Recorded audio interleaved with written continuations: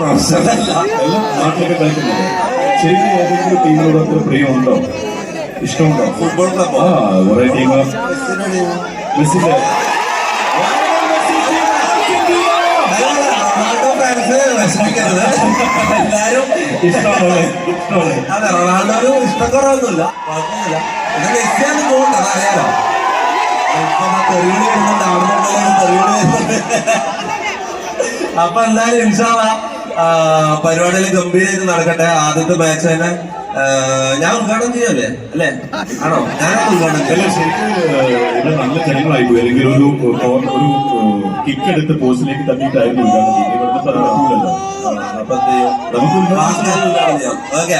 അപ്പൊ KDS-ന്റെ fives football tournament officially ഉദ്ഘാടനം ചെയ്തതായിട്ട് അറിയിക്കുന്നു. Thank you. അപ്പൊ രണ്ടു വാക്ക് സംസാരിക്കണോ?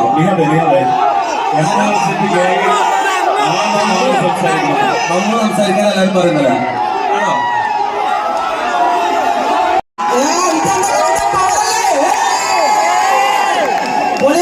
സംസാരിക്കാൻ അറിയില്ല, അതുകൊണ്ട് ബുദ്ധിമുട്ടാണുള്ളത്.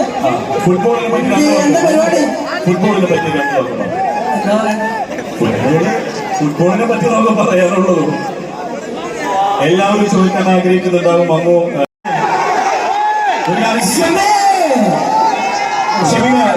സ്നേഹപൂർവ്വം സ്വാഗതം. കേട്ടിട്ടുണ്ട്. നമ്മള് മെസ്സി ഫാനൊന്നല്ല, നമ്മള് റൊണാൾഡോ.